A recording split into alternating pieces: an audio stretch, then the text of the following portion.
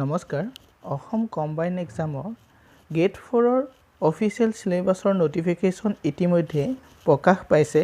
সেই নটিফিকেশ্যনৰ মতে এক্সাম কিমান নম্বৰৰ হ'ব, নেগেটিভ মাৰ্ক কিমান থাকিব, এক্সামৰ বাবে কি পঢ়িব, এক্সামত সময় কিমান দিয়া হ'ব, সেই বিষয়ে এই ভিডিঅ'টোত আলোচনা কৰা হৈছে।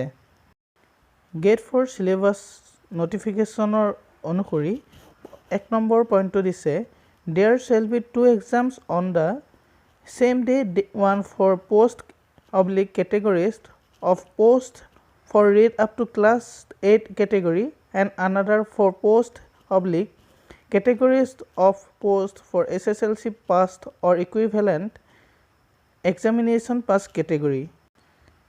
ইয়াত কৈছে যে গেট 4ৰ ক্লাছ 8 কেটেগৰী কেণ্ডিডেটসকলৰ বাবে আৰু SSLC পাছ কেণ্ডিডেটসকলৰ বাবে দুয়োটা এক্সাম একেদিনাখনেই অনুষ্ঠিত কৰা হ'ব।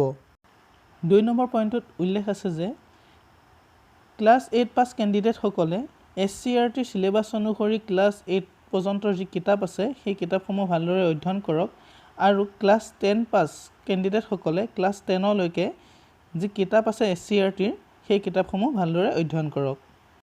3 নম্বৰ পইণ্টটোত উল্লেখ আছে যে ক্লাছ 8 পাছ কেণ্ডিডেটসকলৰ বাবে আৰু ক্লাছ 10 অৰ্থাৎ SSLC পাছ কেণ্ডিডেটসকলৰ বাবে যি এক্সাম অনুষ্ঠিত হ'ব সেই এক্সামৰ যি ছাবজেক্টসমূহ একেই থাকিব। ছাবজেক্টসমূহ এনেধৰণৰ English, social studies, mathematics, general knowledge, mental ability and logical reasoning.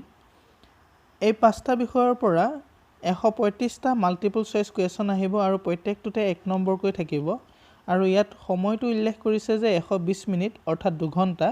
2 ঘণ্টাত আপোনালোকে 135টা কুৱেশ্যন কমপ্লিট কৰিব লাগিব। সিলেবাছ অনুসৰি এই এক্সামত কোনো ধৰণৰ নিগেটিভ মাৰ্কিং নাথাকিব আৰু ইয়াৰ লিখিত পৰীক্ষাৰ সময় আৰু তাৰিখ অতি সোনকালে জনাই দিয়া হ'ব বুলি ইয়াত উল্লেখ কৰিছে। 7 নম্বৰ পইণ্টত উল্লেখ কৰিছে যে the selection of candidates for inviting them for interview skill test will be in the ratio' of 1:2 অৰ্থাৎ এক্সামৰ পাছত যি স্কিল টেষ্ট নাইবা ইণ্টাৰভিউ অনুষ্ঠিত কৰা হ'ব তাৰ বাবে 1:2 অৰ্থাৎ এটা পোষ্টৰ বাবে 2জনকৈ কেণ্ডিডেট মাতিব।